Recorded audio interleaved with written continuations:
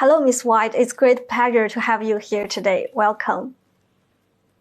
To start with, you have long friendship with China. So what notable developments and changes have you observed along the way?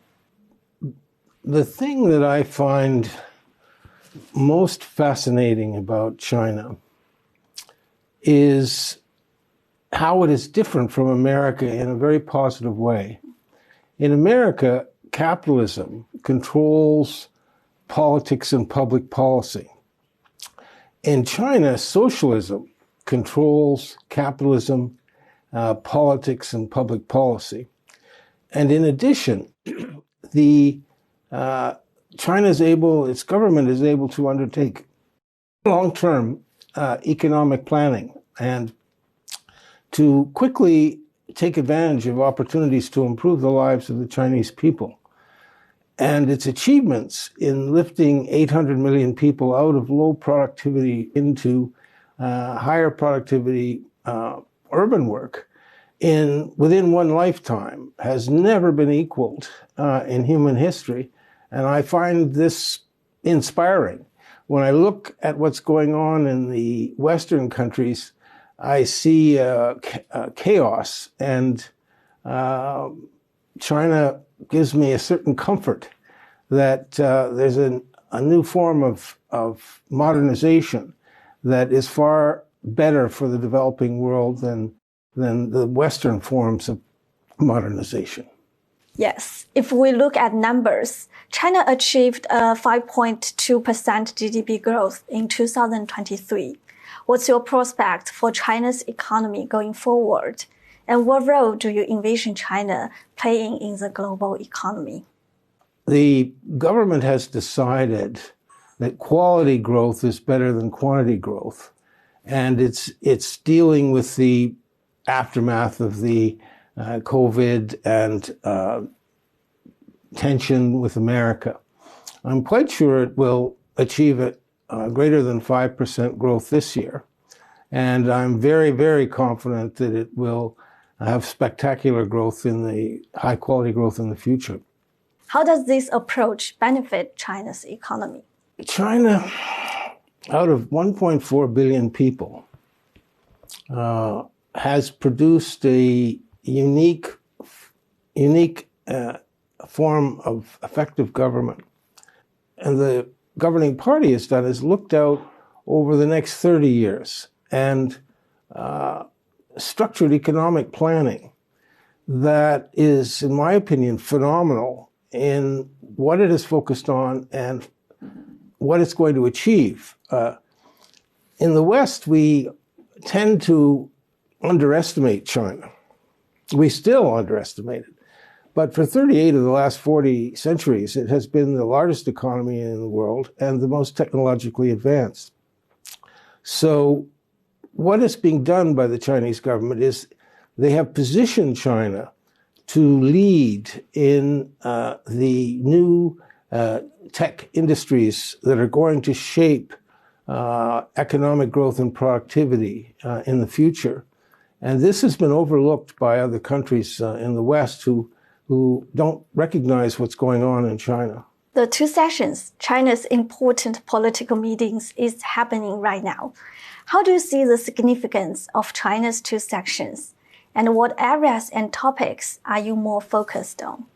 China has an extraordinary government.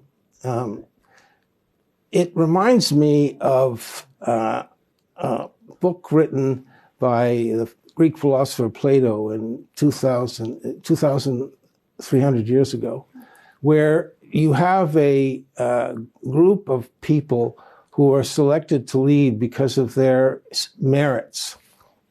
Now, what's in China, in the CPC, in the NPC, and in the CPPCC, what is not recognized in the West is that there are three, what we call continuous feedback loops. Now, these feedback loops within the 95 million members of the party and among the 3,000 members of the NPC and the CPPC provide a a form of guidance for the Chinese government that has, in my opinion, produced the most responsible and effective government that I'm aware of. You asked me what I'm looking for in the two sessions. So in the two sessions, I'm looking at high tech. As I said, China leads in 7 of the 8 areas that are going to control the future economy. And it leads in 27 of the 34 research areas in those industries. So I'm going to look at how the government is spending 7 or 8% per year on this type of development. It leads the world in research development. And the West is only, a think tank in Australia began to realize what was going on. But the West simply assumes that China is not going to be as good as the West, so they're asleep. We know that the two sessions mechanism is also seen as an important demonstration of Chinese-style democracy. So how does it differ from the Western style? In America, for example, America was designed by the people that wrote its Constitution 250 years ago to be essentially ruled by wealthy people. And because of the way elections occur, where you have elections every 2, 4, and 6 years, the reality is that only less than 1% of the very wealthy control public policy. Now, this is producing a disappearing middle class and a very angry working class, to the point where the stability of the American form of government and therefore the viability of its economy are in serious and obvious danger. In China, in whole process people's democracy, so in America you have a limited, everybody votes, but their votes really don't control anything. The society is controlled by the very, very wealthy. In China, you have not a limited process democracy, you have a whole process democracy. So within the CPC, which I call China's guardian party, because it's similar to the guardians that ruled in Plato's ideal state in his book, The Republic, 2,300 years ago. The guardians provide the executive sort of leadership. The two sessions basically inform the country of what the thinking is of the national government, and at the same time, as I said, inform the national government what the thinking is in all over 30 districts in China. And it is, as I said, one of the most responsible and effective governments that I'm aware of. As you mentioned earlier, we know China is also emphasizes China's path to modernization. What's your view on that, and what's the uniqueness about it? Oh, it's very inspirational. As I said, the fascinating thing about China is that unlike Europe and America, where capitalism controls politics and therefore public policy outcomes, in China, because of its history and the way it was formed, socialism controls capitalism and politics and public policy. So the idea in socialism is that government should benefit everybody, and lifting 800 million people out of poverty and 400 million of those into high productivity jobs is unequaled in any Western country in its size, scale, and importance globally. It was thought, certainly in the West, which has dominated modernization for the past 400 years, that in order to create economic success, you would have to have a government that is controlled by capitalism. China's got 4 times the population of the United States, and its economy is going to be many times larger than the American economy or the European economies. So not only is it proven that socialism can create economic development and social stability. It is actively helping all the other developing countries and the developed countries with its Belt and Road, its AIIB, its New Development Bank, BRICS. It's really creating the new framework for how the world works. And also, China is actively promoting the openness to the foreign investment. And what do you think this will bring to not only to China, but what benefits will it to the world as a whole? The government has given Western global banks now the ability to be fully operational in China. And that creates some competition for the local wealth management industry. And the wealth management industry in China is going to be the largest in the world. The government is emphasizing that it's particularly, as well as those symbols of financial opportunities for foreign banks, limited financial opportunities. It's also said, we welcome investment in healthcare. We welcome investment in elder care. We welcome investment in e-commerce and digital commerce. Sort of, again, to provide an example for Chinese businesses to study and improve. Mm-hmm. Not improve their own performance merely, but to improve the performance of the leading foreign businesses. And the example be in electronic vehicles. China's become the biggest producer of cars in the world. So this is the leadership that China's form of modernization is providing that is unique. As an economically developed region, how is GBA's performance in terms of technological innovation and talent attraction? What's happened basically now is the Chinese that went abroad to foreign universities, the trend now is instead of staying, more are coming back than are staying abroad. And they're doing that because where China is in its history is so inspiring and offers so many opportunities.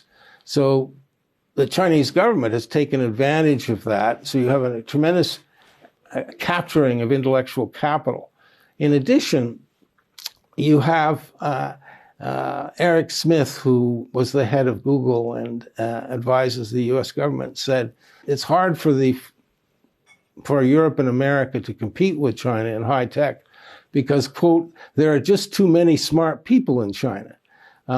So what's going on in the Greater Bay Area is an example of how China is creating something that is far more powerful than Silicon Valley or the other centers for venture capital, which takes advantage of the government's ability to do long-term economic planning and takes advantage of the tremendous intelligence in the 1.4 billion Chinese, which are about 18% of the world population, and the huge market that China has. So Guangdong will surpass Silicon Valley in what it produces in the future.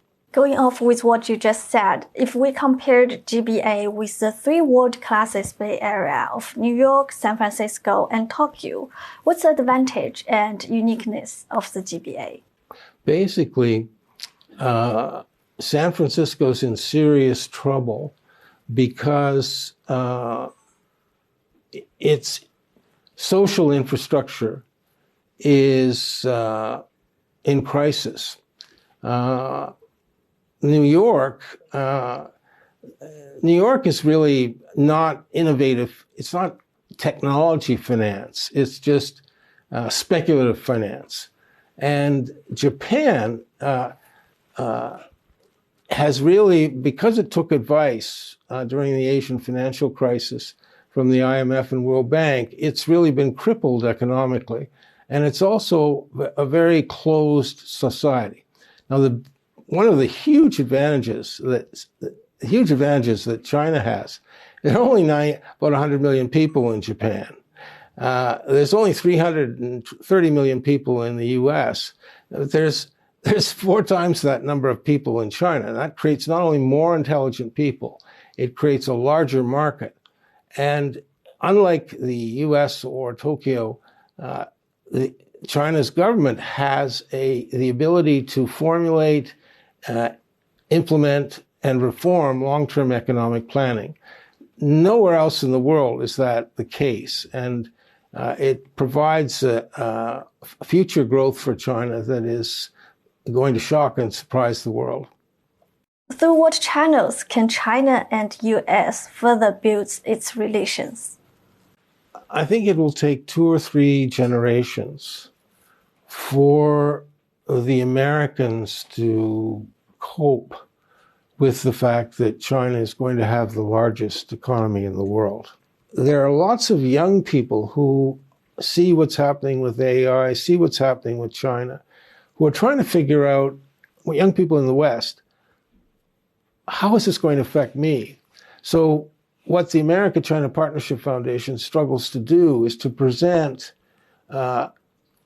unless the economic growth and the national security of the 2 largest economies can be sufficiently more aligned than they currently are, the global economy doesn't work.